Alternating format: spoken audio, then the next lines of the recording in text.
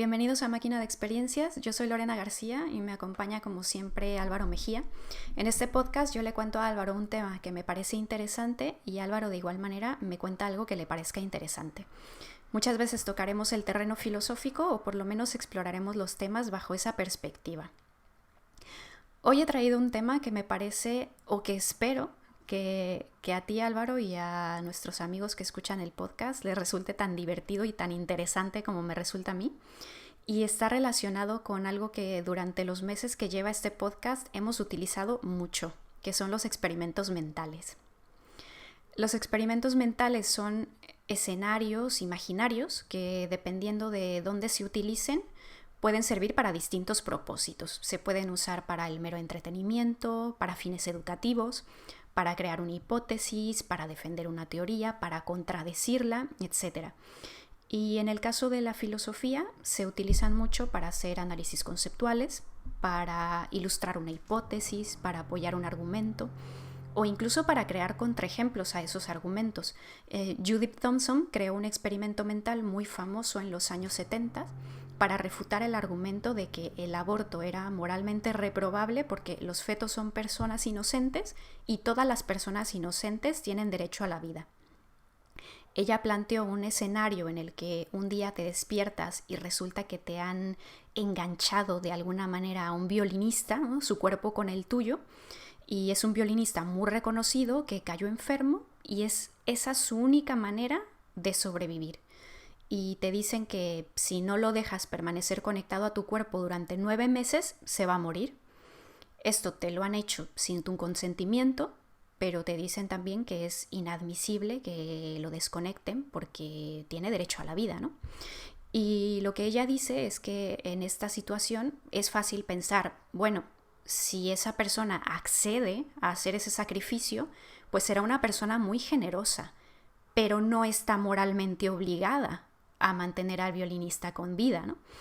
Y que quienes en este caso aceptaban que no había una obligación moral en el caso del violinista, en el caso del aborto no lo aceptaban, ahí sí veían una obligación moral.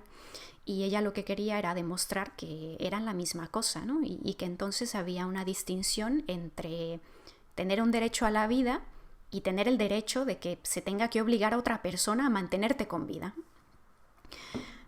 Otra cosa es que los experimentos mentales tienen cierta plasticidad. Alguien se puede inventar un experimento y luego este se puede deformar en varias versiones y que cada una de ellas sea interesante a su manera.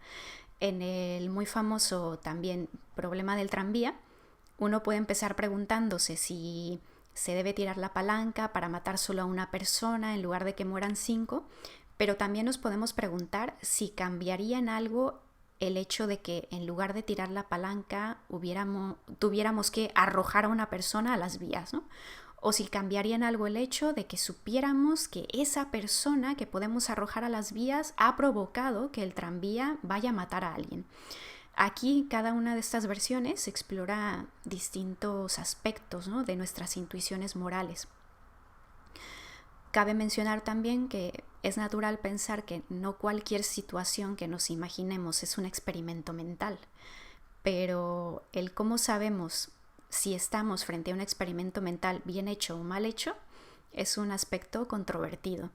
Y en algunos casos puede ser también una crítica, es decir, ante un experimento mental se puede hacer una reinterpretación del experimento, se puede responder planteando que la conclusión no se sigue de lo que ocurre en el experimento, o incluso se puede hacer una especie de metacrítica que apele a que el experimento en sí está diseñado ad hoc o que es tramposo, ¿no?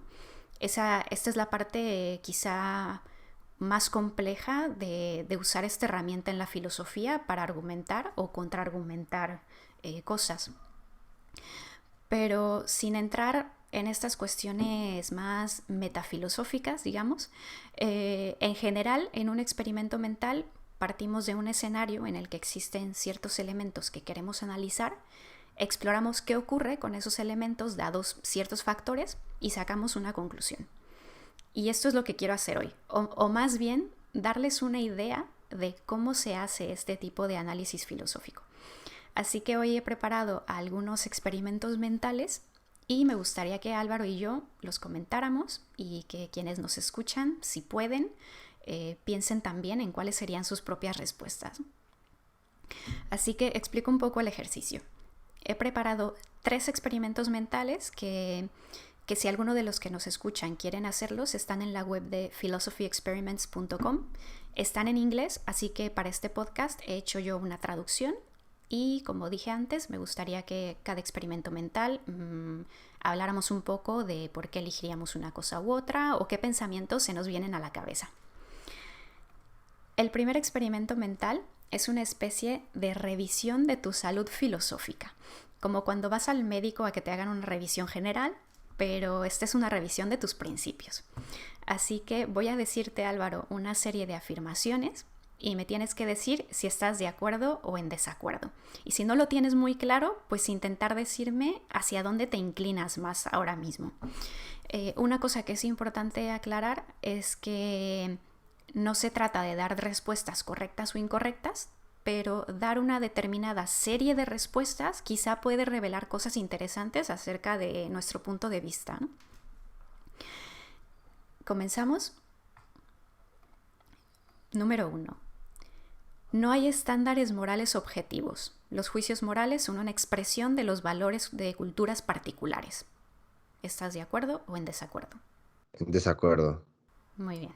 Yo también. O sea, me puedo imaginar cosas como la mutilación genital femenina, que por ejemplo ahí no estoy de acuerdo con que eso sea moralmente correcto en esa cultura porque son valores de esa cultura. Así que yo creo que aunque fueran pocos, sí hay ciertos estándares morales objetivos. Así que creo que ya solo porque se nos ocurre una excepción, tendríamos que decir que estamos en desacuerdo, ¿no? Sí, sí, sí, precisamente. Qué bueno que mencionas eso, porque también hay defensas acerca de eso, pero con esta pregunta después la desarrollamos. Eso de Uh-huh. defender también los valores internos de las culturas, ¿no? Por terribles que sean. Así es. Número 2. Las personas deberían ser libres de perseguir sus propios fines siempre y cuando no le hagan daño a otros. Estoy de acuerdo. Yo también.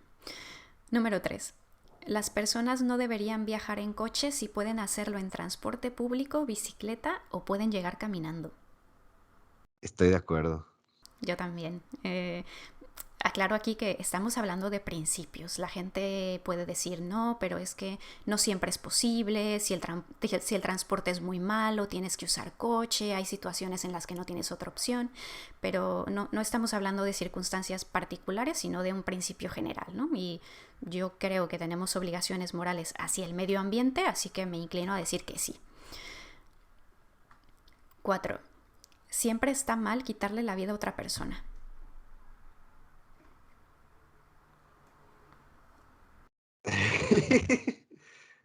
Ah, Algunas no, no, son no, no, difíciles, ¿no? no sé. Creo que Uh-huh, ahí no sé. No estoy muy seguro. No, no podría decir tajantemente sí o no, uh-huh, porque, porque hay circunstancias excepcionales. uh-huh, Circunstancias, creo que ahí no, no tendría una respuesta clara. Bajo, claro, bajo circunstancias excepcionales, uh-huh, como, no sé, o que tenga que quitarle la vida a alguien que va a matar a otras personas, que está asaltando a alguien y que uh-huh. tiene un arma y no sé, va a matarlas, las está amenazando y lo va a hacer porque es un asesino con historial, etcétera. Y bueno, se me presenta la oportunidad y bueno, creo que bajo esas circunstancias bien excepcionales, quizá no. Sí, Este, sí, sí. pero son circunstancias excepcionales. Sí, aquí tengo que decir que yo de entrada ya tendría que decir que no, porque me puedo imaginar algo tan simple como matar a otra persona por defensa propia. Y entonces aquí ya se rompe el que siempre está mal, ¿no? Sí, exactamente como dice Álvaro, si yo acepto que en circunstancias excepcionales mm, no sería moralmente incorrecto o sería permisible, digamos, por las circunstancias, pues entonces ya tengo que decir que no, que estoy en desacuerdo. No siempre está mal, ¿no? Siguiente.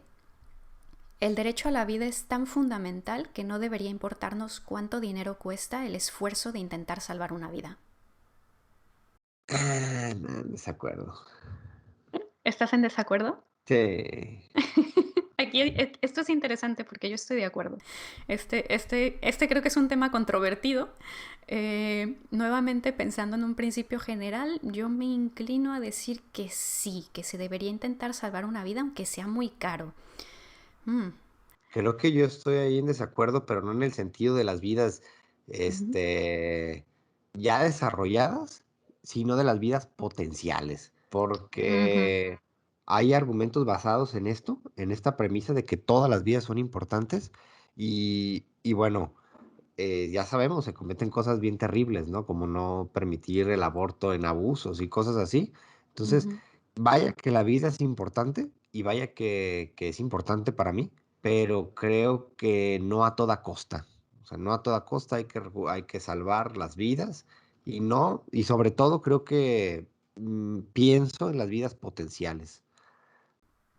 No lo había visto con ese matiz y matizándolo de esa manera o aclarando a qué te refieres, yo también estaría de acuerdo con eso. Número 5. No, número 6. La eutanasia debería ser ilegal. Desacuerdo. Desacuerdo también. 7. La homosexualidad está mal porque no es natural. Desacuerdo. Desacuerdo completamente. Ni por eso ni por ninguna otra cosa. Número 8. Es razonable creer en la existencia de algo incluso si no hay ni la posibilidad de tener evidencia de que existe. Ah. Voy a decir una cosa a lo mejor controvertida porque yo tenía una opinión antes. Yo creo que estoy de acuerdo porque incluso no solamente pensemos en creencias religiosas, hay creencias científicas que se fundamentan en entidades hipotéticas, no justificadas empíricamente y, y bueno, no son justificadas. Entonces, en ese sentido, Ujú. estoy de acuerdo. Eso es muy interesante. Yo, así de primera, yo hubiera dicho que estoy en desacuerdo, que aquí, bueno, entramos en la cuestión de la fe y yo con esto estoy en desacuerdo, pero es verdad lo que has dicho. Ahí yo quizá me replantearé mi pregunta, mi respuesta, ahora que he escuchado tu argumento. Número 9. La posesión de drogas para uso personal debería dejar de criminalizarse. De acuerdo. De acuerdo también. 10. Existe un Dios bueno, amoroso y todopoderoso. De acuerdo. Desacuerdo. 11.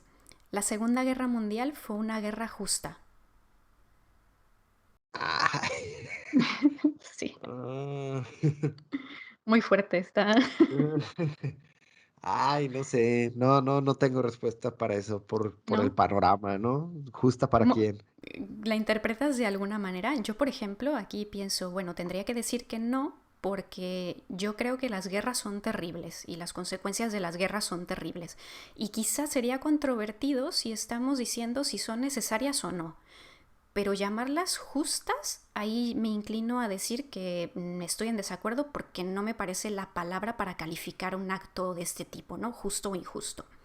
Sí, yo creo que más bien pensaría que sería el menor de los males Ujú. lo que ocurrió. No justo, no justo para Exacto. nadie. Pero creo que fue el escenario planteando un escenario, un contrafáctico. Ah, bueno, un contrafáctico es un escenario distinto al que desarrollan los acontecimientos con normalidad. Por ejemplo, la Segunda Guerra Mundial la ganaron los aliados y es el desenlace que ya conocemos. Pero ¿qué hubiera pasado si los nazis hubieran ganado la guerra? El Ujú. eje hubiera ganado la guerra. Y planteándonos este escenario hipotético, pues creo que este es el menor de los males posibles, que haya ganado los aliados. Entonces, bueno, en ese sentido, el menor de los males fue ese, pero Perfecto. no justificado ni nada de eso. 12. Habiendo decidido hacer algo, siempre era posible haber decidido hacer otra cosa. Desacuerdo. Yo también yo estaría en desacuerdo, diría que no siempre. 13. No siempre es correcto juzgar a los individuos solamente por sus méritos.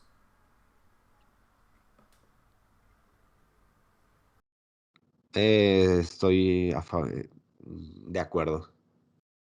Creo que yo también, ahora mismo no se me ocurre un contraejemplo concreto, pero intuitivamente diría que sí, que puede haber situaciones en las que está bien juzgar a alguien por algo distinto de si tiene o no méritos, ¿no? 14. ¿Sí? Entonces, bueno, es que los méritos es algo medio arbitrario, porque al final de cuentas también hay como situaciones bien contingentes que se te presentan para obtener esos méritos, ¿no?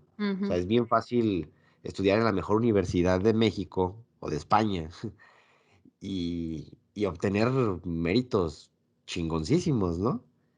Que no obtiene quizá la persona que tiene, eh, bueno, habilidades similares, pero que estudia en una universidad pública. Entonces, se me ocurre eso. No desdeño los méritos. Son importantes. Simplemente creo que son más fáciles para algunos obtenerlos. Es verdad. Siguiente. 14. Los juicios estéticos acerca de las obras de arte son meramente cuestión de gusto. En desacuerdo totalmente. Totalmente en desacuerdo, yo también.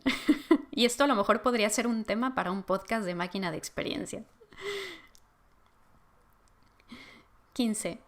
Una persona puede seguir existiendo de manera no física después de que muere su cuerpo. Desacuerdo. Desacuerdo también. 16. El gobierno no debería permitir la venta de tratamientos médicos cuya seguridad y eficacia no hayan sido testeados antes. En acuerdo. De Estoy acuerdo. de acuerdo. 17. No hay verdades objetivas en cuestiones de hechos, en verdades históricas, ¿no? Lo que llamamos verdad es relativo a culturas particulares e individuos particulares. No, desacuerdo. Desacuerdo. Desacuerdo. 18. El ateísmo es también una cuestión de fe porque no es posible demostrar que Dios no existe. Ay, no estoy seguro, no estoy seguro de esa pregunta, porque antes me lo planteaba en estos términos, ¿no? Bien de antípodas de o eres ateo o eres creyente.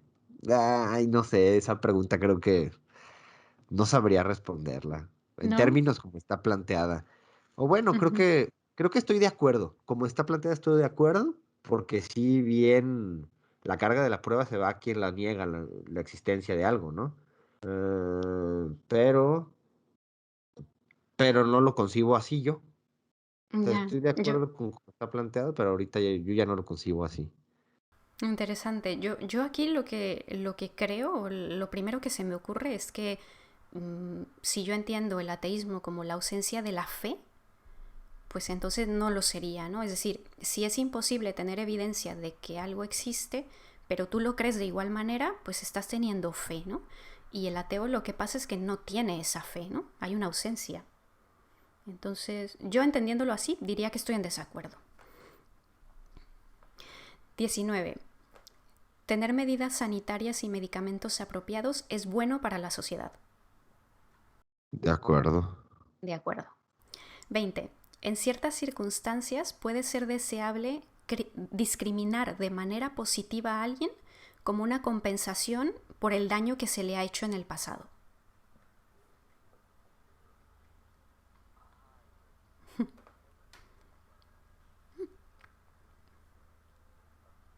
Vale.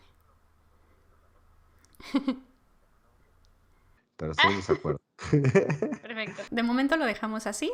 Yo ahí respondería que estoy de acuerdo. 21. La medicina alternativa es tan valiosa como la medicina convencional.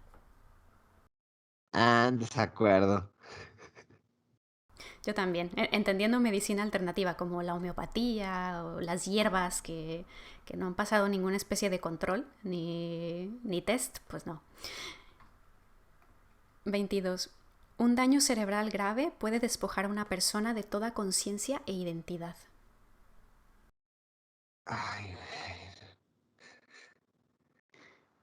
ay, cabrón. Es que esto es parte de lo que hablamos el episodio pasado, Sí. ¿no? Y, y estaría en desacuerdo porque si queda un resquicio de la identidad de esa persona física, podría seguir siendo la misma persona. Entonces creo que estoy en... Ay, ay, güey. Esto me está costando mucho trabajo, pero creo que estoy en desacuerdo. Muy bien, si es a lo que te inclinas ahora mismo, perfecto. Yo ahora mismo me inclino a decir que estoy de acuerdo. 23. Permitir que un niño inocente sufra de manera innecesaria cuando es fácil prevenirlo es moralmente reprobable. Sí, estoy de acuerdo. De acuerdo. No deberíamos hacerle daño al medio ambiente innecesariamente para poder cumplir fines humanos. Sí, estoy de acuerdo. De acuerdo. Michelangelo es indiscutiblemente uno de los mejores artistas de la historia. Ah. Bueno, Ah, estoy de acuerdo. Estoy de de acuerdo. acuerdo. Sí. Las personas tienen derechos totales sobre su cuerpo. Ah, sí, sí, estoy de acuerdo. De acuerdo. Los actos de genocidio son prueba de nuestra capacidad para hacer grandes males en el mundo. De acuerdo. De acuerdo. El holocausto es una realidad histórica que ocurrió más o menos como se cuenta en los libros. Estoy de acuerdo. De acuerdo. En países desarrollados, el gobierno debería tener el derecho de aumentar los impuestos, incluso si es de manera muy elevada, para poder usarlos para salvar vidas. De acuerdo. De acuerdo. Última. El futuro está determinado. Las cosas que te ocurren en la vida están destinadas a ser así. Ah, aunque creo que yo soy determinista.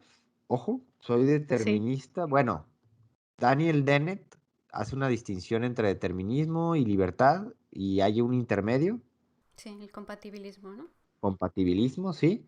Y yo me inclino más a un determinismo físico, Ujú. pero y una serie de opciones que puedes escoger, pero creo que en este caso me iría a que estoy en desacuerdo.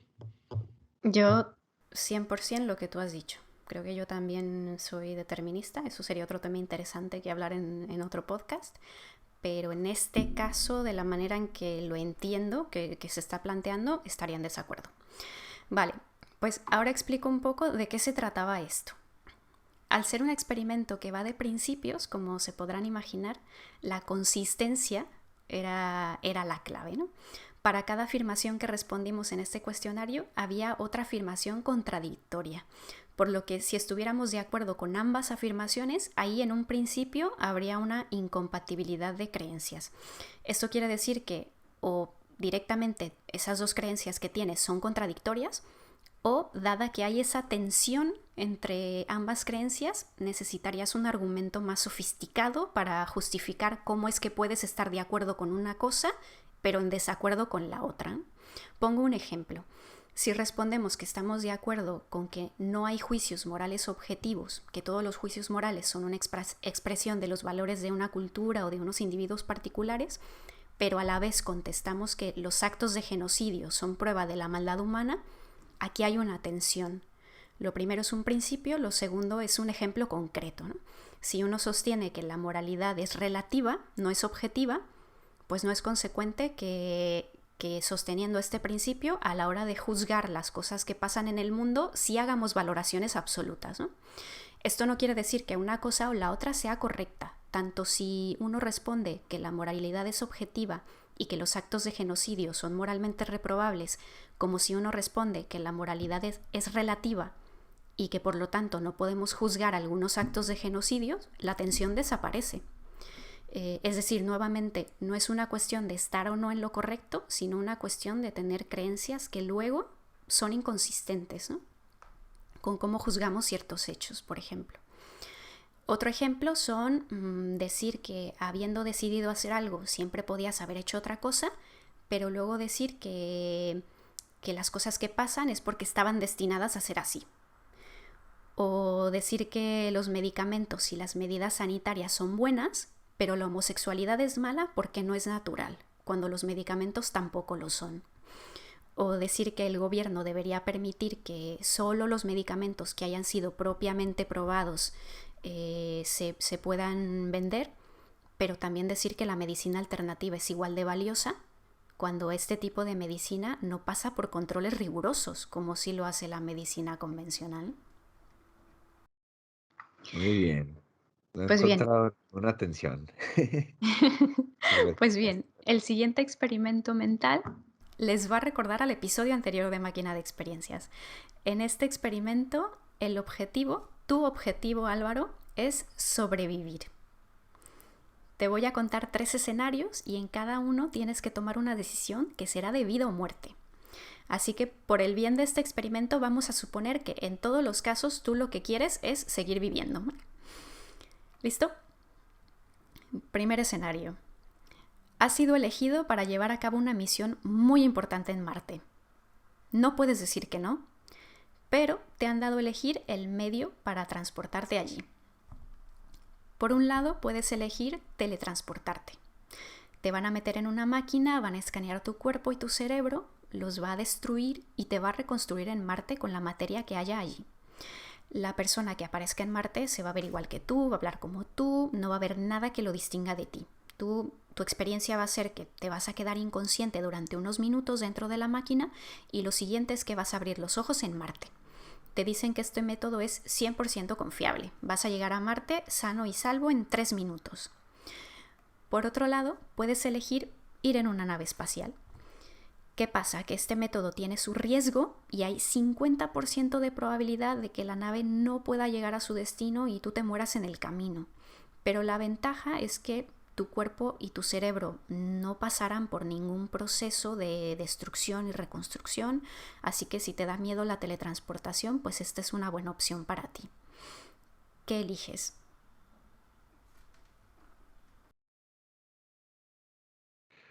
la segunda opción. La segunda Te vas opción. en la nave espacial, Me voy en la nave, a pesar de los riesgos. a pesar de los A pesar riesgos. de los Pues muy riesgos. bien, has sobrevivido y ahora estás en Marte. Segundo escenario. Resulta que la vida en Marte es bastante más hostil de lo que tú te imaginabas y en especial hay 2 virus que están causando bastantes problemas. El primero destruye partes de tu cuerpo, pero la buena noticia es que la tecnología y la medicina están tan avanzadas que si te destruye una parte del cuerpo te pueden poner una artificial. Y a ti te ha pasado que te dio este virus con síntomas bastante graves, así que casi todo tu cuerpo ha sido ahora reemplazado por partes artificiales, menos tu cerebro. Pero hay otro virus que ataca el cerebro. No lo destruye, pero te hace perder la memoria y cambia tu personalidad. Te ocurre que también te da este virus y los médicos te dicen, bueno, al igual que pudimos reemplazar otras partes de tu cuerpo, podemos reemplazar las partes de tu cerebro, que en este caso también tiene síntomas graves y serían casi todo el cerebro, pero tu personalidad y tus recuerdos, tus creencias, etcétera, van a estar intactos. Si no aceptas, en cambio, entonces tu cerebro estará intacto, pero tu personalidad va a cambiar y no te vas a acordar de las cosas que han pasado en tu vida. ¿Eliges el tratamiento o eliges que el virus siga su curso? Híjole. En este caso creo que, aunque sea contradictorio con mi primera decisión, elegiría, elegiría el tratamiento porque elegí, en mi primera opción, elegí el viaje,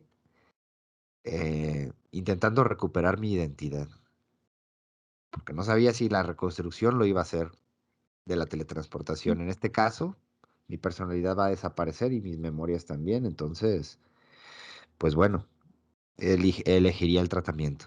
Muy bien, te aferras al continuo psicológico Sí. en este caso. Muy bien. Tercer escenario. Increíblemente se ha descubierto que existe una parte inmaterial en todos los seres humanos y esto hace que la reencarnación sea posible. Es decir, que existe el alma y a la hora de la muerte sale del cuerpo, entra en el cuerpo de algún recién nacido y bueno, y se sabe que no se lleva ningún recuerdo ni resquicio de tu personalidad y que por alguna razón el alma muere si el cuerpo se congela. Ahora, resulta que otra vez ha ido algo mal en tu misión en Marte y estás muy muy enfermo. Los médicos te dicen que falta muy poco para encontrar la cura para tu enfermedad, pero que tú en nada te mueres. Así que lo que pueden hacer es congelar tu cuerpo y en el momento en el que tengan la cura, descongelarte y curarte. Pero en ese proceso tu alma se va a morir. En cambio, si te niegas y decides dejarte morir ahora, tu alma va a reencarnar en otro cuerpo, aunque no se va a llevar ni tus recuerdos, ni va a ser tu personalidad tampoco. ¿Qué eliges? ¿Que te congelen o, o morirte y que tu alma siga existiendo? Que me congelen. Sí, Muy bien, sí, de todos modos, sí, no me voy a acordar. exacto. Bien. Este experimento mental tiene que ver con lo que explicábamos en el episodio anterior acerca de la identidad personal y la inmortalidad. Básicamente en este ejercicio se entiende que hay tres cosas que podrían representar tu identidad. La primera es que haya un continuo físico, es decir, que por lo menos una parte suficiente del cerebro o el cerebro en su totalidad sea el mismo de manera continuada para decir que tú sigues siendo tú. La segunda es un continuo psicológico, es decir, que no necesariamente haya una permanencia de tu cerebro, pero sí de tu conciencia, o sea, de tu personalidad, tus creencias, recuerdos, etc. O la tercera es que haya una existencia continuada de algo inmaterial que te haga ser tú, como puede ser el alma. Entonces, ¿qué pasa? ¿En qué casos sobrevives en el experimento y en qué casos mueres? En el caso de que tus decisiones sean inconsistentes con tus creencias acerca de la identidad, mueres. Es decir, si primero dices que no tienes ningún problema con teletransportarte, que luego que quieres que te traten contra el virus porque no quieres perder tus recuerdos y tu personalidad, pero al final eliges morir porque no quieres que muera tu alma, entonces las dos primeras respuestas son coherentes con que pienses que tú eres tú mientras hay una continuidad psicológica, pero la última te saca de esta línea, ¿no? ¿Qué más da que tu alma muera si tu alma no va a tener tus recuerdos, ni tu personalidad, ni tus creencias? Y cuando reencarne en otra persona, esa persona no va a tener tu conciencia, ¿no? Que era lo que Álvaro decía hace un momento.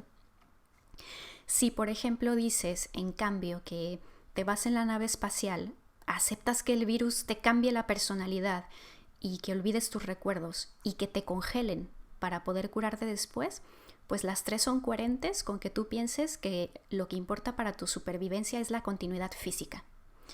Que aunque pierdas la memoria y cambie tu personalidad, si tu cuerpo no ha sido destruido ni reconstruido, ni tu cerebro reemplazado por partes artificiales, sigues siendo tú. Y lo mismo si eliges el teletransportador y luego un tratamiento que te permita mantener tus recuerdos y personalidad. Eso será coherente con que tú pienses que tú eres un continuo psicológico más allá de lo físico, ¿no? Y cosa curiosa, en el caso de que elijas teletransportarte, sucumbir al virus y que congelen tu cuerpo, estás muertísimo porque en cada uno de los escenarios niegas la identidad personal en los tres sentidos. Al teletransportarte, niegas que tú seas tu cuerpo o tu cerebro. Al sucumbir al virus y perder tus recuerdos y personalidad, niegas también que tú seas un continuo psicológico. Y al elegir que te congelen, niegas que tú seas un alma. Así que quien respondiera esas tres cosas, habría una conversación interesante ahí del por qué ha respondido eso, ¿no? Están muy buenos esos experimentos. Bien. Muy bien, vamos con el último. Muy bien. Este es acerca de cómo vemos ciertos comportamientos que pueden ser inquietantes para algunas personas y en qué casos consideramos que esos comportamientos son moralmente incorrectos. Te voy a poner en varias situaciones y te voy a hacer unas preguntas. En este es importante resaltar que hay que intentar responder con base en las descripciones que yo te voy a dar y no hacer juicios con base en lo que tú te puedas imaginar que quizá pudo haber pasado, pero que no está descrito en las circunstancias que yo te voy a decir. Antes de entrar en los casos, vamos a hacer un preámbulo. Te voy a contar una situación muy breve y tú me dices si crees que la persona ha hecho algo moralmente incorrecto o no. Primera, una niña pequeña está jugando en el parque cuando de pronto un adulto llega y la empuja, por la única razón de que tuvo un mal día y se quería desquitar con alguien, y pues aparte con alguien que no le pudiera devolver el golpe. ¿Lo que hizo esa persona estuvo mal? Sí, estuvo mal. De acuerdo. Siguiente. ¿Es posible que algo sea moralmente incorrecto solo porque una persona sienta rechazo hacia ese acto o ese comportamiento? No. ¿Vale? Tercera. ¿Puede que una acción sea moralmente incorrecta cuando la única persona dañada es la persona que hace la acción? Por ejemplo, ¿sería moralmente incorrecto fumar si la persona que fuma no le estuviera haciendo daño a nadie más que a sí misma? Sí. Vale. Cuarta y última. ¿La moralidad viene de Dios o de alguna otra fuente independiente de la naturaleza, de nuestra vida social o del razonamiento humano? No. Muy bien. Ahora te cuento los casos. Imagínate que tienes un amigo cuya madre estuvo muy enferma y en su lecho de muerte ese amigo tuyo le prometió que iba a visitar su tumba al menos una vez a la semana. Tu amigo no quería hacerla sentir mal, quería darle un consuelo, pero después de que su madre murió nunca fue a visitarla porque estaba muy ocupado. Nunca le dijo a nadie sobre esto y él nunca se sintió culpable tampoco. Pregunta número 1. ¿Le hizo daño a alguien al haber roto esa promesa? Sí. Interesante. Este es interesante porque ahí creo que quizá vamos a tener respuestas diferentes, ¿no? Aquí yo diría que no. Número 2. Si tú hubieras presenciado a tu amigo haciéndole esa promesa a su madre y supieras de antemano que no la iba a cumplir, ¿te hubieras sentido incómodo o te hubiera molestado verlo? Sí. Muy bien. Aquí creo que a mí también me generaría una incomodidad. Segundo caso. Tienes una amiga cuyo gato murió en un trágico accidente. Como ella había escuchado que la carne de gato era deliciosa, pues lo corta, lo cocina y se lo come. Nunca se ha arrepentido de este experimento culinario y nadie, incluida ella, sufrieron daños en el proceso, ni ella se enfermó, ni... Bueno, el gato ya se había muerto, ¿no? Pregunta número 1. ¿Le hizo daño a alguien al comerse a su gato? No. Muy bien. Pregunta número 2. ¿Te incomodaría o te causaría rechazo o molestia saber esto o mirar a alguien que se está comiendo a su gato a la hora de la cena? Sí. Permíteme porque mi gato está dando lata. Bájate de ahí. Tercero. Tercer caso. Roberto y María son hermanos. Una noche estando de vacaciones, deciden tener relaciones sexuales. A los dos les gustó, sabían que era imposible que ella se embarazara por una condición médica, decidieron no tener sexo nunca más, aparte de esa única ocasión, no se lo dijeron nunca a nadie tampoco y tampoco se arrepienten de haberlo hecho. Pregunta número 1. ¿Le hicieron daño a alguien por haber hecho lo que hicieron? No. ¿Te molestaría, pregunta número 2, ¿te molestaría o te causaría rechazo saber que un amigo tuyo tuvo sexo con su hermana en esas Ah, circunstancias? sí. Muy bien. Ahora, voy a recordarte los 3 casos brevemente para que respondas una última pregunta. ¿Recuerdas a tu amigo que le prometió a su madre moribunda que iba a visitarla a su tumba, pero no lo hizo? ¿Crees que lo que hizo fue moralmente incorrecto? Ah, sí. Muy bien. ¿Recuerdas a tu amiga que se comió un gato muerto? ¿Lo que hizo fue moralmente incorrecto? No, Muy bien. ¿Y los hermanos que tuvieron un encuentro sexual entre ellos, lo que hicieron fue moralmente incorrecto? no. Muy bien. Me parece interesante que el primero sí, es el único, ¿no? Es el único que tú consideras que sí fue moralmente incorrecto. ¿Te gustaría explicarme un poco por qué? Bien. Me parece que una de las primeras preguntas que antes de comenzar los ejemplos en particular, había una pregunta en la cual si se podía hacer un daño moral a sí mismo, bueno, hacerse un daño a sí mismo equivalía a hacerse un daño moral, equivalía a un daño moral, perdón. Y el ejemplo era fumar, me parece. Si fumo, estoy haciéndole un daño moral a mí, y quizá no a las demás personas. Pero en este mismo sentido de hacerme un daño moral a mí mismo, vale como daño moral. Creo que el hecho de decir algo que no voy a cumplir, aunque la persona a la que se lo prometí no esté ya presente, estoy haciéndome un daño moral a mí, ¿no?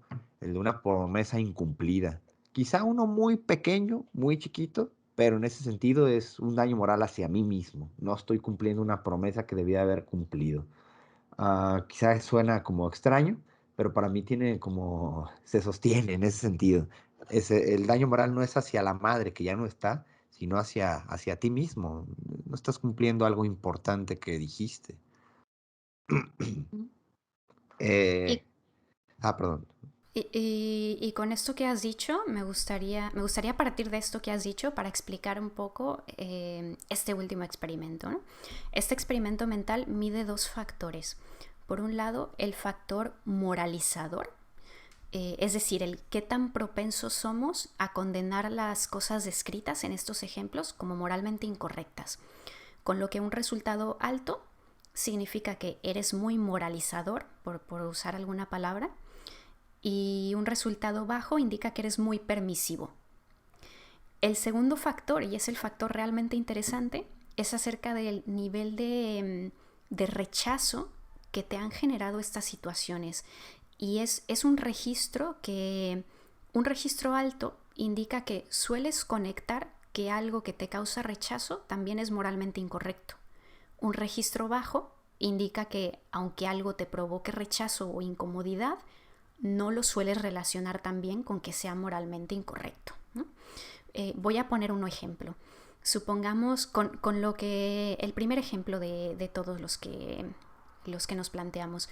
Supongamos que respondes que tu amigo que le mintió a su madre sí le estaba haciendo daño a alguien con su mentira, que es lo que Álvaro acaba de explicar. Otra posibilidad, Álvaro mismo lo dijo, esto para algunas personas puede sonar extraño, ¿no? Como, bueno, su madre nunca lo supo, ¿no? A ella no le está haciendo daño. Pero bueno, todo depende de qué hayas respondido en las preguntas preliminares. A lo mejor si respondiste que la moralidad viene de Dios, en el caso de Álvaro es distinto. Pero si una persona, por ejemplo, responde que la moralidad viene de Dios, entonces puede pensar que su amigo se ha hecho daño a sí mismo con su deshonestidad. Incluso si la única persona involucrada es él mismo, porque al final, viniendo la moralidad de Dios, por ejemplo, pues no depende de las circunstancias y puede ser inmoral haciéndote un daño a ti mismo también. O, por ejemplo, si respondes que tu amigo hizo algo moralmente incorrecto al mentirle a su madre, a pesar de que ella jamás lo llegó a saber y jamás llegó a afectarle, esto puede ser porque tú entiendas que no mentir es un principio moral que se debe cumplir, independientemente de las consecuencias, ¿no? Como un imperativo categórico. Esa es otra posibilidad. A lo mejor piensas que no importa si le hizo daño o no a alguien en esa situación en particular, de cualquier forma hizo algo moralmente incorrecto porque faltó a un principio, ¿no? Pero aparte de esto, puede ser que en alguno de los casos, a pesar de aceptar que no se le hizo daño a nadie, quizá la situación te haya causado rechazo o repulsión y entonces hayas dicho que esa persona hizo algo moralmente incorrecto sin que otro factor estuviera en juego excepto eso, que a Álvaro no le ha pasado. pero podría pasar, ¿no? Y esto para mí es la parte más interesante de este experimento, que si eres una persona cuyo resultado es alto en el grado de relación entre rechazo y moralidad, quizá lo que esté pasando es que estás traduciendo tus emociones a juicios morales sin tener otro tipo de razones. Y esto, en mi opinión, es muy peligroso. O sea, a una persona le puede causar rechazo que dos personas del mismo sexo se den un beso. E incluso vamos a concederle a esa persona que lo que siente es algo muy visceral y que no pueda controlar esa respuesta emocional que le provoca. Pero eso no significa que puede decir que lo que están haciendo esas personas es moralmente incorrecto, ¿no? No tiene ningún argumento para decir eso. Es decir, que entre la repulsión hacia algo y que ese algo sea moralmente reprobable, a veces hay un abismo, ¿no? Pero no siempre es tan evidente y no es evidente para todo el mundo. Igual alguien a lo mejor podría decir, es que me causa bastante repulsión que alguien a su mascota se la esté comiendo. Yo creo que eso está mal, ¿no? Y creo que a veces nos dejamos llevar por ese tipo de emociones y hacemos juicios morales sin tener otro tipo de razones, ¿no? Y en este caso, este experimento nos invita a pensar en eso, ¿no? ¿Tengo razones para sostener que esto es moralmente reprobable o es que siento rechazo? Y ser consciente de que el rechazo, sentimientos de repulsión, el asco, no son razones, ¿no? Hay cosas moralmente reprobables que causan repulsión. Los crímenes violentos, por ejemplo. Pero cuando tu única razón para decir que algo es moralmente reprobable es que te causa repulsión, creo que ahí algo anda mal. Sí. Qué bueno que, o sea, lo que evidencia esta serie de experimentos mentales es en qué están fundamentados los juicios morales. Es muy interesante. O sea, porque es algo que en este último experimento, me parece que es el del sexo consensuado entre los hermanos, Sí.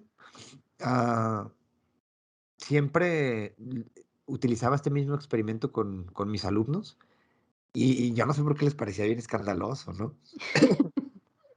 Pero la cosa es que, a final de cuentas, por donde lo busques, resulta que no es inmoral.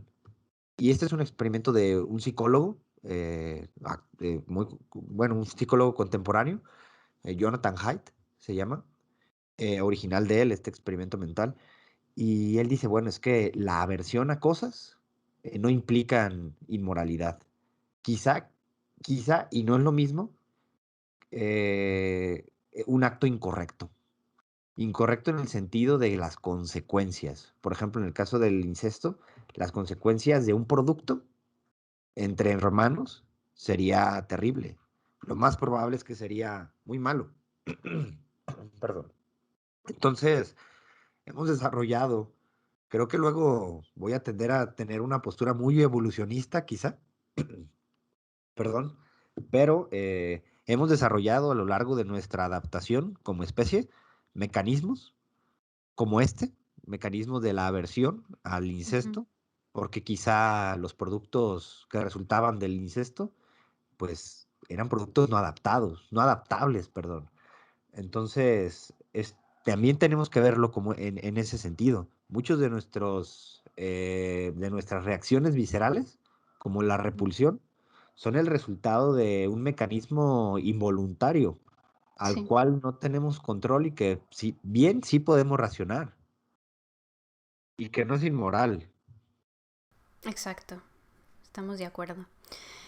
Bueno, antes de pasar al tema de Álvaro, solamente recordar que estos y muchos otros experimentos mentales los encuentran en philosophyexperiments.com y que además algo que no hicimos aquí, pero que quienes nos escuchen y quieran hacerlo pueden obtener, es que una vez respondidas las preguntas, la misma web les hace una especie de análisis más o menos extenso de sus propias respuestas y a veces una comparativa de qué ha respondido la mayoría de la gente o incluso qué ha respondido tu mismo género, ¿no?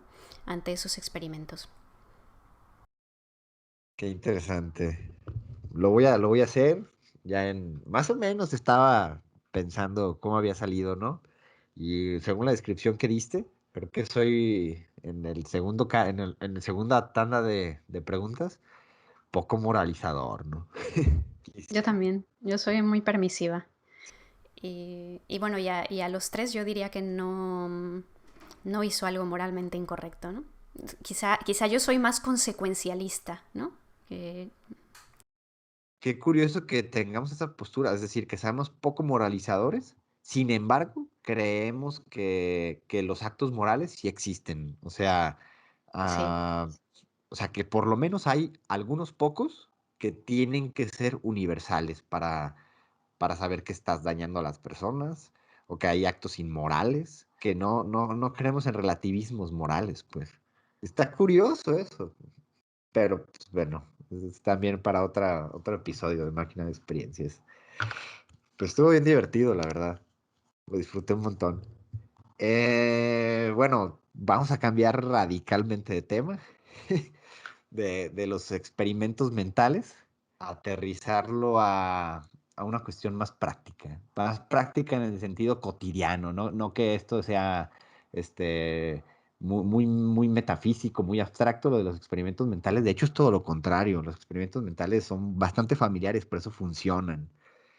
Ah, yo les tengo mucho cariño, la verdad. Me gustan un montón. Y bueno, vamos a hablar acerca de los problemas de la comunicación, los problemas del lenguaje.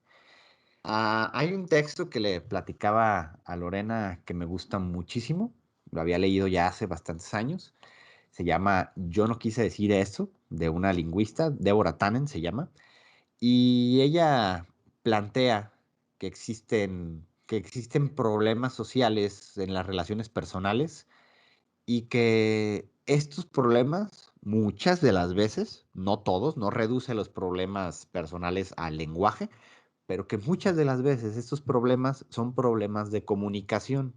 Vamos a ir viendo a qué se refiere Deborah Tannen con todo esto. Pero bueno, en la escuela, cuando nos plantean para qué sirve el lenguaje, lo más básico, la comunicación misma, es que existe un emisor, aquel que va a decir algo, un receptor, aquel que va a escuchar ese algo, y el mensaje. También existe un código entre los mensajes y ese código tiene que ser conocido por ambos para que ese mensaje sí llegue al receptor y vaya, exista este proceso de emisión, recepción y quizás luego de vuelta, ¿no? Así se da la comunicación, de una manera muy idealizada. Bueno, muy bien. Eso es lo que nos enseñan. Aparecen, nos ponen dibujitos. Yo lo llegué a hacer también con mis alumnos. Y bueno, es que es muy práctico, ¿no? Es bastante sencillo e ilustrativo.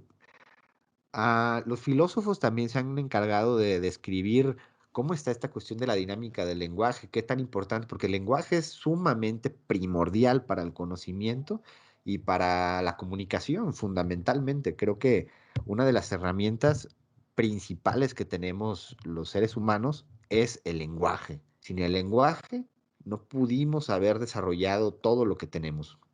Bien. Ah, Filósofos como Russell nos hablan de ciertas finuras con el desarrollo del lenguaje, o Frege también, que notaron problemáticas como con los sentidos y las referencias. ¿A qué nos referimos cuando hablamos de ciertas cosas?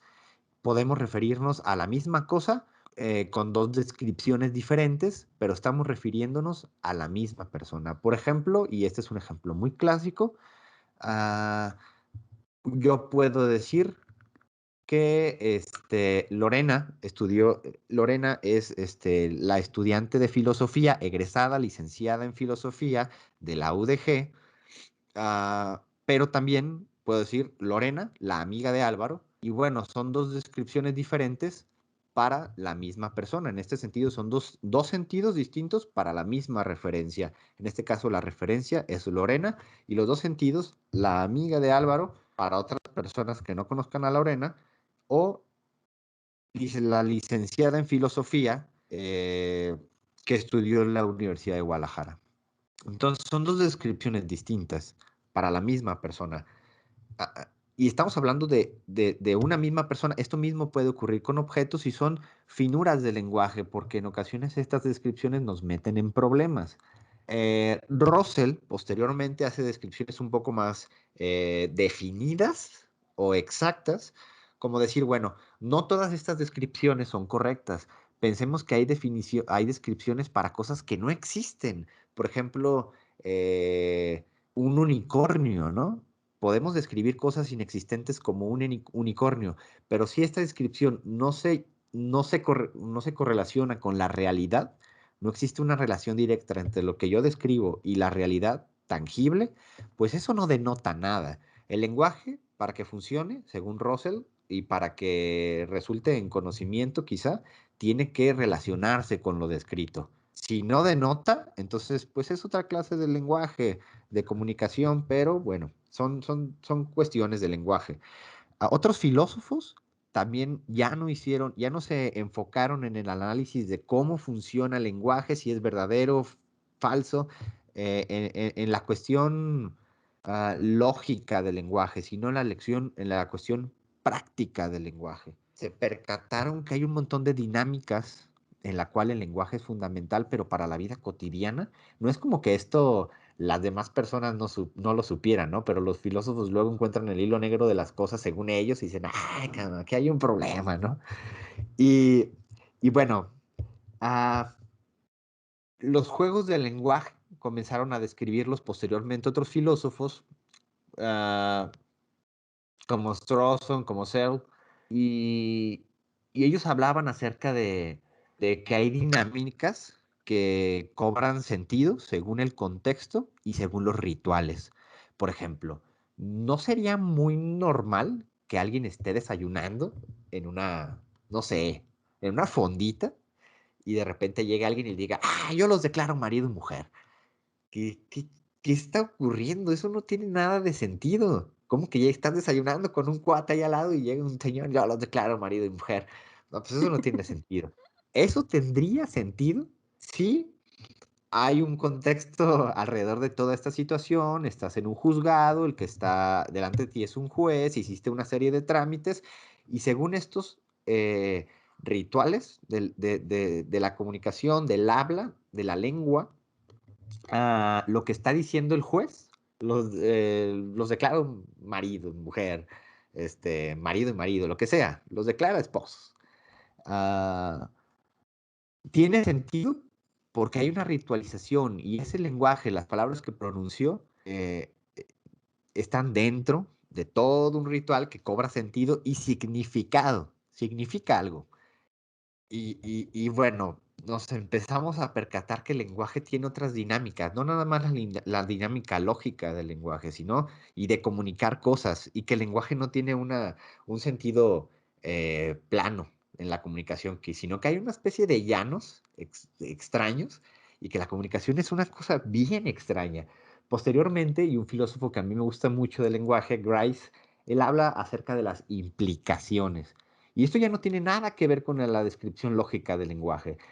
Grice habla acerca de que cuando nos comunicamos, rompemos muchísimas reglas de la comunicación. Primero, pensemos en la regla de una regla, sea claro al comunicarse. Vamos a hablar más adelante de esto.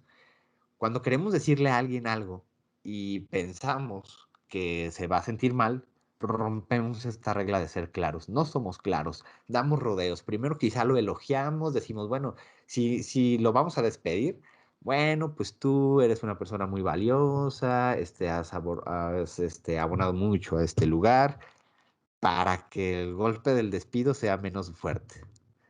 Entonces, vaya, rompemos, la dinámica del lenguaje no funciona de manera directa. No es como que este es el mensaje, te lo voy a dar, ah, ya lo recibiste, ah, qué bueno, ya me voy despedido con mi carta de despido y ya. Así no funciona el lenguaje y Grice lo sabía. Entonces, también él habla acerca de la implicatura en el lenguaje. Nosotros implicamos, o por lo menos pensamos, que lo que estamos diciendo, la persona que nos escucha nos va a entender.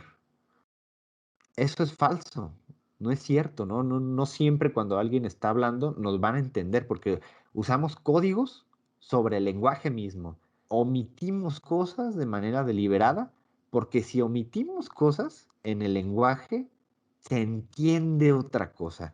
Y ahí es extraño, o sea, si lo vemos de esta manera, cuando omitimos partes del mensaje, estamos diciendo otras cosas. Por ejemplo, estamos hablando de un amigo en común que quizá no es muy grato para mí. ¿Y a ti qué tal te cae fulanito? Prefiero no decir nada. ¿Realmente no dijiste nada? Y con ¿Con eso has eso que dicho dijiste? todo. Exactamente, con eso dijiste todo. Te cae muy mal este vato. Entonces, qué extraño que el lenguaje funcione así. O sea, en un lenguaje pienso en una persona con un espectro autista, ¿no? Y en la actualidad hay muchos estudios al respecto y que digas, oye, la misma dinámica, ¿qué pasa con cómo te cae fulano? Prefiero no decir nada. Ah, órale, pues no, quizá no encontrarían problema con ello, por alguna razón no quiso decir nada, pero no entendería lo que los demás entendemos. Ay, güey, ¿le cae tan mal este tipo? Sí, le caga, le cae muy mal, por eso no quiere decir nada. Bien, ah, Deborah Tannen hace una especie de descripción de lo que hace la lingüística. No soy lingüista, como todos creo que he leído cosas de lingüística, pero no soy ni de cerca profesional en eso. Pero bueno, la lingüística se encarga, en grandes rasgos, de comprender cómo trabaja el lenguaje. Eh, y bueno, es también una labor que han hecho los filósofos del lenguaje, la filosofía del lenguaje, el cómo funciona el lenguaje, cómo describe la realidad del lenguaje y si el lenguaje es una herramienta tan útil y tan fina para describir la realidad, hay que irla depurando de errores. Pero la pragmática es otra cosa, en el aspecto social. En el aspecto social, las relaciones se basan en el lenguaje mismo y las relaciones sociales son complicadísimas.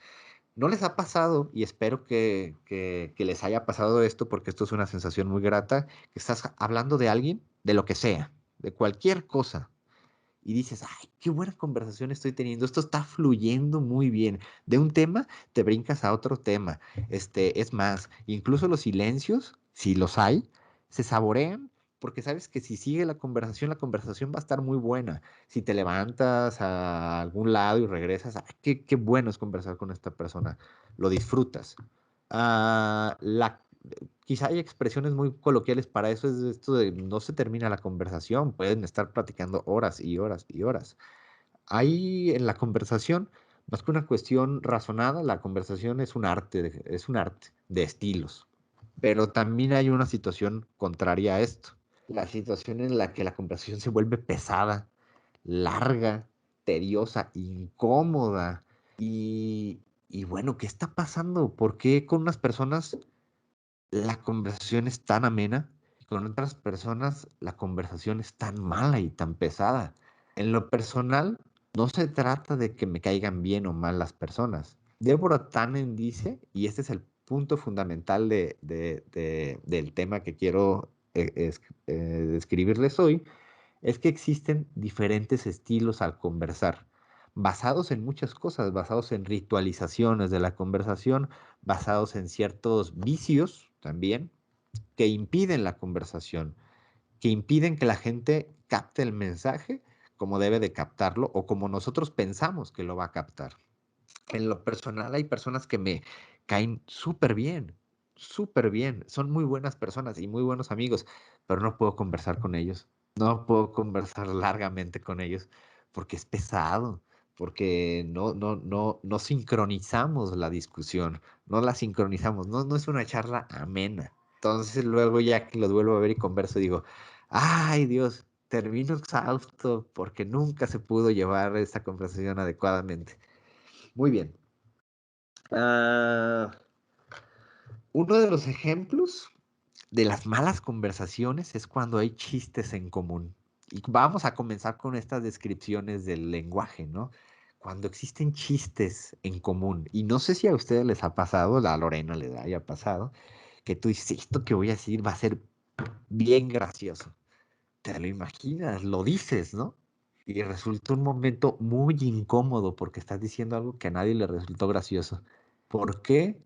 porque lo dijiste en el lugar donde no debías de decirlo, ¿no? Y eso, ¿por qué? ¿Por qué no les resulta graciosos a unas personas unos chistes y por qué a otras personas sí les resulta muy chistoso? Porque se trata la conversación también de aspectos de contexto. Y bueno, creo que como el arte de conversar se trata en ocasiones de cuestiones intuitivas, si no tenemos esta intuición de decir, aquí no va este chiste, aquí no les va a causar gracia, creo que ya comenzamos a tener problemas en la comunicación. Ah, creo que en ocasiones, y Deborah Tannen da una serie de ejemplos, incluso cuando se tienen posturas diferentes al hablar, pero estilos similares, se puede tener una larga conversación. O sea, no estamos hablando de debates, porque yo puedo decir, esta persona opina completamente diferente a mí y eso no importa, porque el estilo de conversar es similar. ¿Qué aspectos también son muy problemáticos en la comunicación práctica de cotidiana? Es que hay reglas implícitas en estas discusiones. Una de estas reglas implícitas es la dinámica de uno a uno.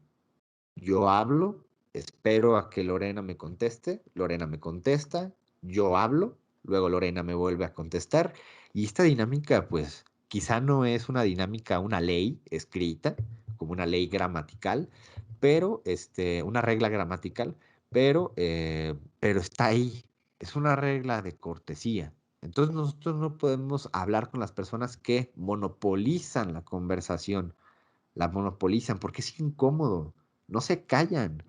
Y entonces, quizá, ¿por qué esta persona monopoliza la conversación? ¿Es porque quiere hablar todo el tiempo? ¿Porque le gusta escuchar su voz? Quizá no, quizá también está interpretando algo ahí que está faltando. Deborah Tannen pone un ejemplo muy particular de esto y es que hay dos amigas bueno, la protagonista de esta historia, que es la que monopoliza la conversación, conoce a la novia de un muy buen amigo suyo y quiere hacerse su amiga. Entonces buscas la conversación con ella. Al estar buscando la conversación con ella, se da cuenta de que cuando ella termina una frase, hay un silencio incómodo. Ella interpreta este silencio como que ella tiene que seguir conversando, porque si no va a haber silencios incómodos. La cuestión es que para la otra persona, los silencios entre lo que dijo alguien y lo que dijo la otra persona son muy comunes. A ella le gustan esos silencios. Y después de un pequeño silencio, ella continúa la conversación. Pero la protagonista de esta historia no permite que corran estos silencios. Se los come con la conversación. Entonces, nunca deja que la novia de su amigo intervenga en las conversaciones.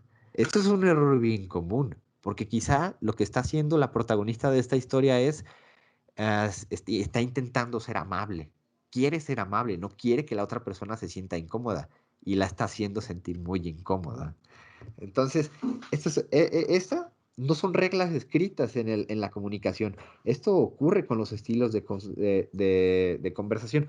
Otro ejemplo que nos describe Deborah Tannen, un ejemplo personal de ella, es que, bueno, ella se divorció y dice, bueno, ¿cómo dos personas tan razonables, especialistas en lingüística, en comunicación, no pueden comunicarse? Tienen problemas para comunicarse en la vida cotidiana. Y bueno, ella decía que ponía un ejemplo de cuando tenían una reunión familiar. Y en esa reunión familiar le decía, bueno, vamos a ir a lo de mi hermana. Eh, ¿Quieres ir? Y su esposo le contestaba, vale, me da lo mismo, está bien, vamos. Y Deborah también decía, bueno, ¿cómo es posible que te dé lo mismo ir a lo de mi hermana? Mejor dime que no quieres ir. No, no, no, es que sí quiero ir, o sea, me da lo mismo, si quiero ir contigo, quiero ir a lo de tu hermana, o sea, a lo que me refiero es que quiero ir a lo de tu hermana. No, no es cierto. Estás diciendo que te da igual ir o no ir. Entonces mejor quédate en casa si no quieres ir. No, me refiero a que hagamos lo que tú prefieras. Yo, haciendo lo que tú quieres, estoy bien. Quizá legítimamente esta persona de verdad, o sea, estaba poniendo a su disposición el tiempo para ir a lo de su hermano o hacer cualquier otra cosa. Deborah Tannen lo estaba interpretando como a este le vale madre ir a lo de mi hermana o quedarse aquí, no le importa. Entonces, Y yo pienso, bueno, realmente en la vida cotidiana esta clase de problemas que tenía Deborah Tannen con su esposo son totalmente reales, ¿no? Ah, bueno, otra de los problemas precisamente es la franqueza. La gente no habla con franqueza, no porque no quieran hacerlo, sino porque quizá hablar con franqueza es una regla, evitar hablar con tanta franqueza es una regla implícita. A veces se toma que la franqueza es una falta de educación de la comunicación. ¿Qué te pareció mi trabajo, Lorena? Te escribes todo feo. No sabes citar en APA. La verdad es que no, está muy malo, repítelo. Entonces, si la comunicación funcionara de la manera correcta, yo no tendría que molestarme ni sentirme mal. Ay, sí es cierto, las observaciones de Lorena las voy a corregir. Ya, se lo regreso otra vez el trabajo a Lorena y a ver otra vez dale otra checada. Pero no, así no funciona la comunicación, porque Lorena quizás sabe que yo me voy a agüitar. No porque sea una persona sensible, sino porque hay mecanismos de empatía ahí extraños y dices, no, no se lo tengo que decir ahí. Si soy demasiado franco, pues va a haber un problema. Robin Lakoff, un lingüista, habla acerca de la franqueza también. Las personas evitan expresarse con franqueza, no porque no quieran hacerlo, sino porque les interesa lo que las personas piensen. O sea, al final de cuentas, ellos tienen una especie de interpretación de lo que tú vas a decir. Tú vas a... ¿Qué dirá, qué dirá acerca de lo que le voy a decir? ¿Será muy duro? ¿Será difícil? Entonces la comunicación comienza a tener baches, una especie de baches.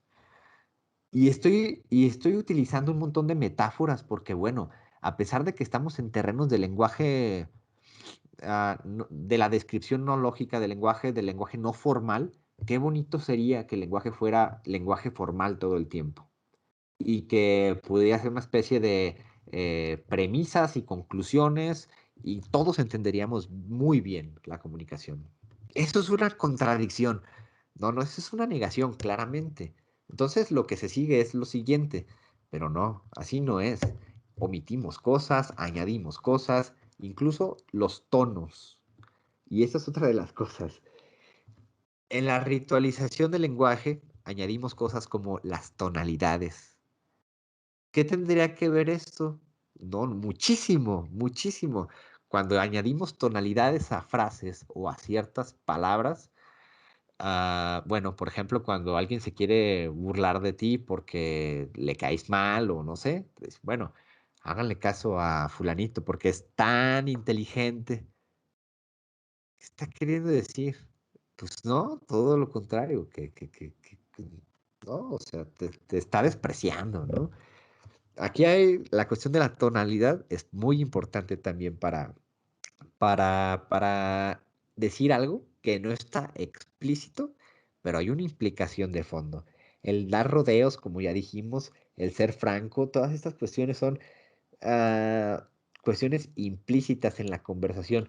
Pensemos en un escenario en el cual dos compañeros de departamento se les rompe la tubería y hay una visita en el departamento y bueno, uno de los compañeros está en un cuarto, sale del cuarto y le pregunta, ¿qué pasó ya? Y el otro le responde, no, todavía no. ¿Qué va a pasar con la persona que está de visita? Dice, bueno, ¿cómo que ya qué? No, ¿qué? Lo que pasa es que un día anterior habían tenido problemas la tubería, se rompió y estaban hablando acerca si ya había llegado el plomero, si no había llegado el plomero.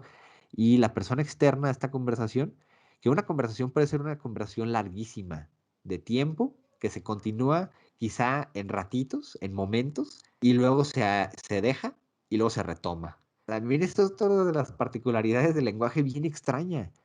¿Por qué hacemos eso? ¿Por qué dejamos una conversación y luego la retomamos y sabemos dónde quedó y sabemos de qué estamos hablando, ¿no?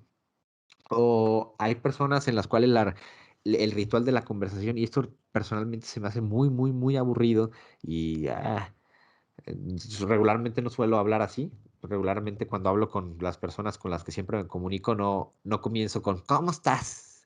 Hola, ¿cómo estás? No, Hoy justamente he visto un meme que me gustó mucho, que ponía algo así como normalicemos omitir intro, o sea, normalicemos decir omitir intro para poder ir al grano con la gente, ¿no? Y venía una conversación de WhatsApp en la que alguien decía, hola Emilio, ¿cómo estás? Y la persona en WhatsApp le respondía, omitir intro. Dime Sí. de lo que sea que quieras hablar, ¿no? Pero sáltate ahí la Sí, rutina, el sí, ritual este de preguntar hola, ¿cómo estás? Cuando realmente es un mero saludo, ¿no? sí, Tampoco sí, sí, quieres que sí. te cuente la vida, simplemente quieres que te diga bien y tú. Pues es que la cosa es esa, ¿no? El resultado va a ser bien, ¿y tú? Ya de ahí, o sea, ya de ahí, ya creo que es un hueco donde ya casi nadie sale de las conversaciones. ¿Cómo estás? Bien, ¿y tú? Qué chido, ¿no? Pues bien. Ah, Porque también está otra cuestión de que las personas buscan y este es otro problemón. Las personas buscan significados ocultos en lo que dices y a veces no estás diciendo nada, ningún significado oculto, no estás implicando nada, simplemente estás diciendo algo directo y las personas buscan un significado oculto en lo que estás diciendo. Permítame un poquito. Uno de los ejemplos es cuando hay un malentendido, quizás en casa, en algún problema familiar, y el clásico, ¿qué quisiste decir? Bueno, no quise decir, quise decir exactamente lo que dije. No, no, pero ¿qué quisiste decir cuando dijiste tal cosa? No, no, no, pues nada, exactamente eso que dije. Y hay gente que busca mensajes ocultos en la conversación. Y eso es problemático, eso es muy problemático, porque a final de cuentas también son baches en la conversación, muy, muy, muy problemáticos. La cosa es que mm, vivimos a pesar, nos comunicamos a pesar de estos baches en la comunicación, a pesar de estos problemas al comunicarnos. La mayoría de las conversaciones también, tenemos que tenerlo claro, no son trascendentales. La mayoría de las conversaciones son acerca de nada, de nada. Pensemos en una reunión de amigos, ¿de qué estamos hablando? De la serie, del libro, del chisme. Son de nada, las conversaciones son intrascendentes. ¿Y qué eso? Por eso no nos vamos a comunicar. Definitivamente no. La conversación, como he repetido, es un arte. Hay que saber conversar. Hay personas que no tenemos presente eso. Pero bueno, la conversación es una cuestión de dinámica, de entender todos estos metamensajes que hay detrás de la comunicación, de intentar reconocer los rituales y las ritualizaciones, las bromas, todas estas cuestiones es un arte. Realmente hay gente que no entiende esta clase de comunicación y los estilos ahí es cuando chocan. Y chocan tanto que no se pueden comunicar. Ah, ¿Qué pasa cuando existen? Y qué bueno que menciono esto de los metamensajes, porque un metamensaje es un mensaje no explícito, algo que está detrás y no solamente puede ser una cuestión dicha o omitida, sino un metamensaje también puede ser físico. ¿Qué pasa con un metamensaje de que tienes, estás enojada? No tengo nada, pero no te están volteando a ver.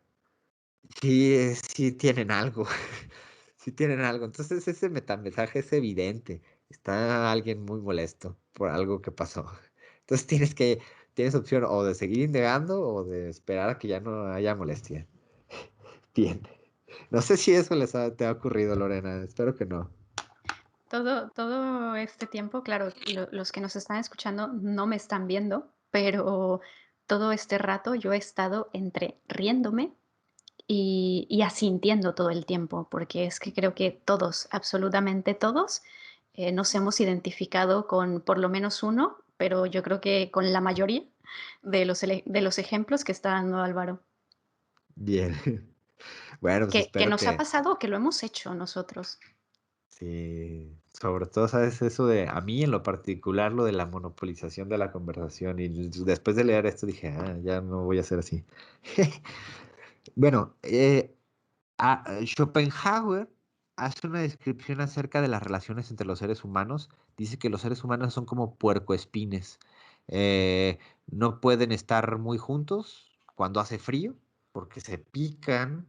Sin embargo, tienen que estar juntos porque si no va a dar frío. Entonces tienen que estar ahí entre incómodos, picándose, alejándose a la vez, pero volviéndose a juntar. Y dice, bueno, Tannen hace la analogía, dice, bueno, en la comunicación pasa lo mismo. hay malos entendidos, hay dinámicas que no entendemos bien del todo, pero pues estamos entre un jaloneo, ¿no? De si entiendo, no entiendo, si entiendo, no entiendo, todo fluye, luego no fluye, y así es la dinámica del lenguaje. Es importante también hacer hincapié en que hay dinámicas o parámetros culturales para la conversación. Y esto no tiene nada de malo, no estoy estigmatizando ni estereotipando a nadie. Y si piensan que estoy estereotipando, díganme por qué. Pero bien, esto es una cuestión meramente cultural, incluso del desarrollo del lenguaje mismo. Hay culturas en las cuales hay maneras diferentes de expresarse. Por ejemplo, hay culturas en las cuales el dolor se explica de una manera facialmente, verbalmente, o el saludo, el simple saludo, es distintísimo, ¿no? Hablábamos Lorena y yo antes de grabar que había visto yo precisamente un video de Deborah Tannen donde decía que cuando había estado de visita, me parece que en Japón, en alguna comunidad, se le hacía muy curioso que le preguntaban, ¿ya comiste arroz? Cuando la veían. Y ella decía, bueno, ¿cómo que sí? Ya comí arroz, ¿a qué se refiere? Pero eso era un equivalente a, ¿cómo estás? ¿Cómo amaneciste? Y a su vez también imagínate alguien que viene de otro lugar que te diga, bueno, aquí en México la gente es, regularmente yo podría decir que la gente en las comunidades pequeñas, en las colonias, la gente ahí, siempre hay la típica señora que te dice, hola, mijo, ¿cómo estás? Ya desayunaste, ¿cómo está tu mamá? Ah, bien, pues me la saludas, ¿no? Qué bueno que te veo, ya estás bien grande. O sea, y esto es comunísimo, esto es muy bien común. ¿Qué pasa? Hay quizá países en los que esta clase de comunicación no es así. Simplemente no hay como ese acercamiento, como intimidar con no, intimidar, no, no, esa es otra cosa. Como, sí, como familiaridad. Simplemente hay otros estilos de lenguaje, culturalmente hablando, en los cuales esta familiaridad con la que te refieres a las personas puede resultar incluso una grosería, ser grosero, porque estás faltando al respeto a alguien que no conoces. Yo no conozco a mi vecino, yo no, yo lo conozco de toda la vida porque lo veo, lo saludo, pero sin embargo, me es muy familiar. Y se refiere él de una manera muy familiar hacia mí. ¿Cómo estás? ¿Cómo te ha ido? ¿Qué tal la chamba? Bla, bla, bla, bla. Órale, pues, nos vemos. Bueno, muy bien. Voy a mencionarles una de las reglas que encontré de Grice, este filósofo del lenguaje que ya les mencioné, y son unas reglas hipotéticas pensando si la información, compartir información, fuera uno de los fundamentos de la comunicación. Cosa que sabemos que no, eso no es nada más de compartir información.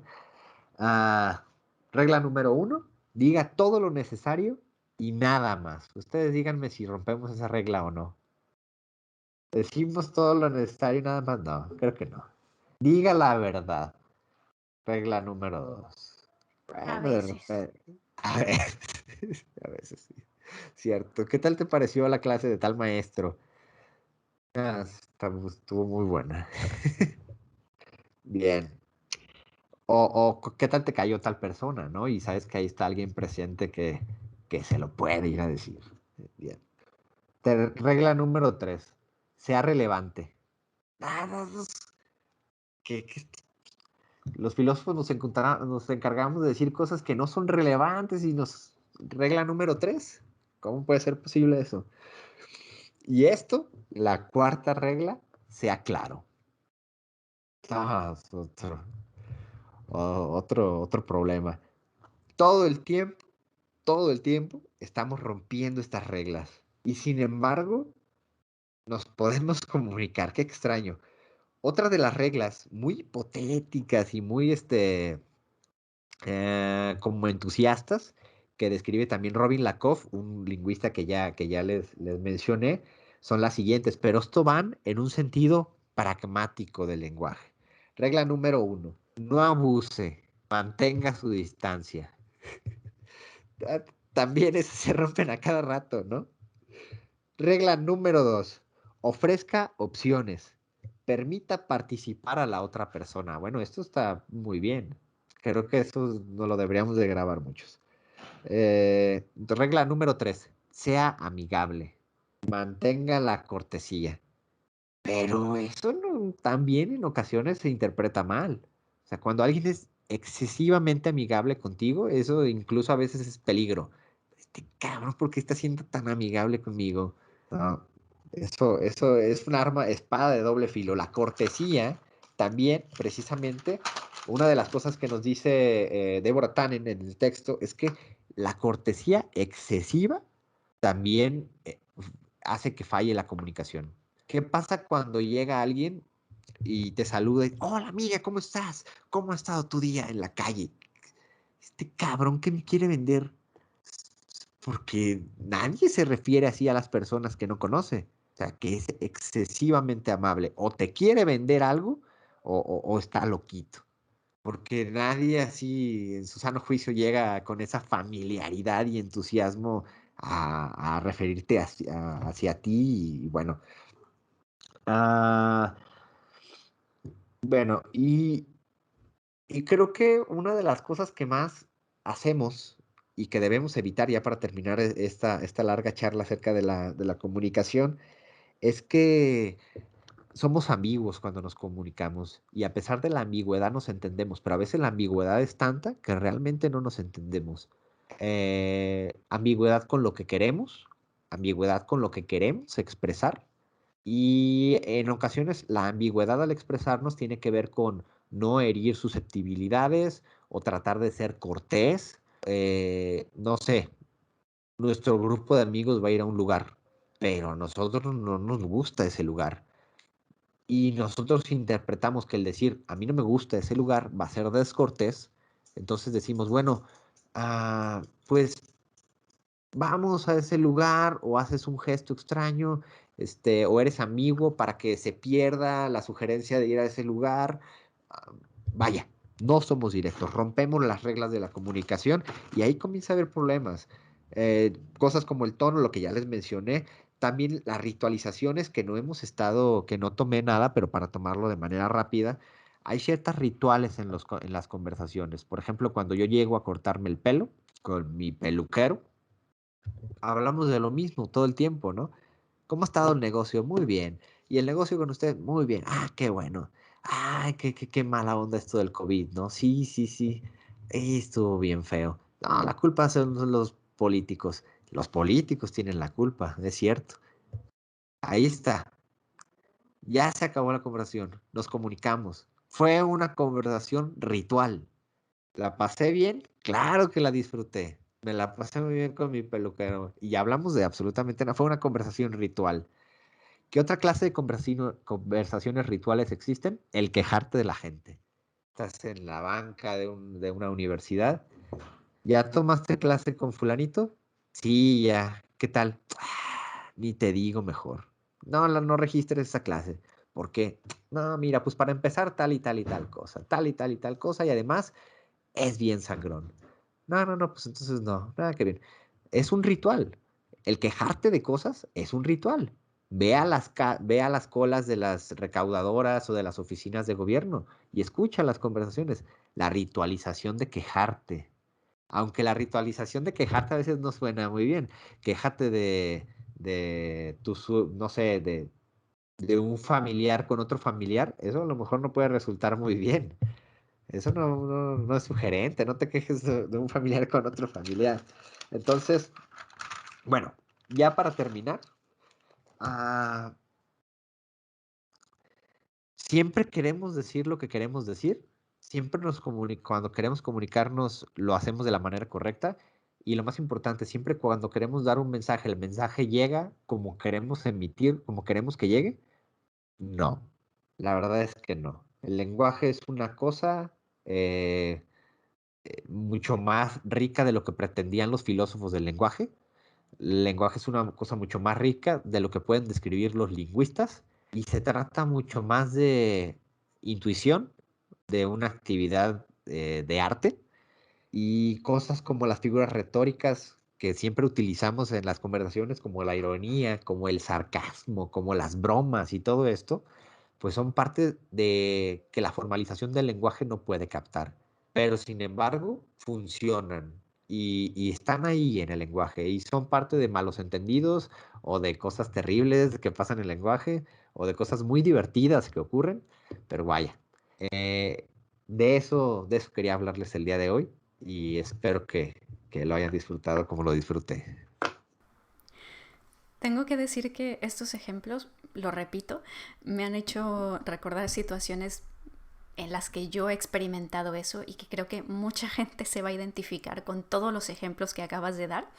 Una cosa que yo le contaba a Álvaro antes de este podcast era que cuando yo llegué a España, uno de mis primeros choques culturales en el aspecto del lenguaje fue que escuchaba a mis amigos decir mucho la frase "me da igual", en contextos completamente relajados en los que todo el mundo estaba contento, y eso para mí era una frase que connotaba cierta hostilidad. No me atrevo a decir que en México siempre se use así, porque México es muy grande, pero por lo menos en mi experiencia personal yo sí estaba acostumbrada a que en México, si escuchas a alguien decir "me da igual", interpretas que por alguna razón hay cierta apatía, como cuando te dicen "¿qué prefieres hacer, esto o esto?", y tú estás aburrido, ya te quieres ir a tu casa, te importa un carajo y dices "me da igual", como diciendo, como ninguna de las dos cosas me apetece, pues me da absolutamente lo mismo. Pues en España esa frase significa simplemente lo que tú prefieras. Entonces, las primeras veces que yo lo escuchaba, que un amigo decía, bueno, ¿queréis ir a cenar y luego a pasear o primero damos un paseo? Y otro amigo decía, me da igual. Lo primero que yo pensaba era, bueno, pero no te enojes, ¿no? ¿Qué te pasa? ¿Estás bien? Y luego viendo la reacción de todo el mundo, pues me daba cuenta de que lo que yo pensaba que querían decir con esa frase no lo era para nada. En una situación en la que yo diría lo que tú quieras está bien o lo que ustedes prefieran, ellos dicen me da igual y significa exactamente lo mismo, ¿no? Pero en México, si respondes me da igual, eso se puede interpretar muy mal y que creo que entiendo que es lo mismo que le ha pasado a Deborah Tannen con su ex esposo, ¿no? Es lo que contaba ella.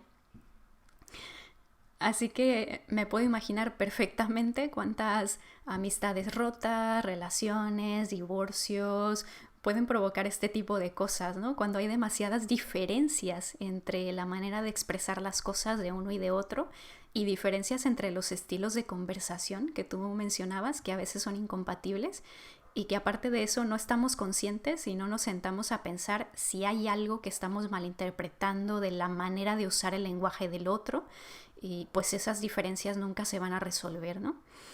O creo que puede pasar que no seamos capaces de admitirle al otro que lo que dijo lo dijo con una intención que no es la que nosotros interpretamos, y lo contrario también, el concederle al otro que nuestras palabras se pueden interpretar de otra manera y que eso es lo que ha ocurrido, ¿no? Que lo que nosotros hemos dicho con una intención es posible que se interprete de otra manera, ¿no? Y me gusta mucho esta parte en la que hablabas de los estilos de conversación, porque se me ocurre un ejemplo que puede ser que, bueno, tú mismo decías que no era exactamente un debate, pero digamos que pudiera haber estilos de debate. Cuando tú hablas con un amigo y hay desacuerdos, ¿no? Cuando tú hablas de un tema y naturalmente hay gente que está de acuerdo y gente que está en desacuerdo. Seguramente has experimentado debatir en este sentido con personas con las que todo va muy bien, cada uno expresa lo que piensa, hay los silencios adecuados que significan que por lo menos está dando cada uno su espacio, el espacio que necesita el otro para dar sus argumentos, para escucharse mutuamente. Incluso alguien puede decir, pues mira, eso no lo había pensado, o eso realmente no lo sé, ¿no? Necesitaría pensarlo más. Y que aunque al final ni tú pienses como tus amigos, ni tus amigos como tú, es una conversación súper amena, ¿no? A mí, por ejemplo, me pasa mucho con mis amigos de la universidad. Álvaro y yo, por ejemplo, hay cosas en las que no estamos de acuerdo, pero creo que tenemos el mismo estilo de conversación en ese sentido, ¿no? Que entendemos el debate más o menos de la misma manera y no hay una incomodidad cuando se dan esas situaciones en las que estamos en desacuerdo. Y bueno, y en este caso quizá es porque ambos estudiamos filosofía y en filosofía se debate mucho, muchísimo, pero también aprendes que no todas las cosas que se te ocurran son argumentos y que hay cosas que aunque te entren ganas de decirlas en ese momento, están fuera de lugar porque tampoco son argumentos, son o expresiones de emociones tuyas que en ese momento te encendiste o artimañas para desacreditar al otro. Pero también me pasa con otros amigos que no han estudiado eso y que simplemente ocurre que tienen un estilo de conversar que es similar al mío, ¿no? Y en el que yo puedo estar en desacuerdo con ellos o ellos conmigo y tener una conversación súper amena. Pero seguramente también todos conoceremos ese otro estilo de debate en el que todo el mundo argumenta sus ocurrencias. Curiosamente ocurre que nadie dice nunca, la verdad es que no tengo ninguna opinión, tendría que pensarlo más, sino que todo el mundo ya tiene una opinión inamovible, alguien termina enfadado porque se entiende que el propósito de la conversación es ser tú el que tiene la razón y tus amigos no te la dan, y que además al final alguien se enciende, empiezan los ataques personales que ya no tienen que ver con el tema, sino que empiezan las frases de no puedo creer que pienses así, ¿cómo puedes ser tan egoísta? Y bueno, y tú puedes aceptar ese estilo de conversación y que te parezca totalmente normal y que tampoco signifique que vas a perder amigos, ¿no? Pero también te puede resultar un estilo de conversación muy incómodo y que se pueda malinterpretar de una manera muy grave, ¿no? Si ese no es tu estilo de conversar con las personas.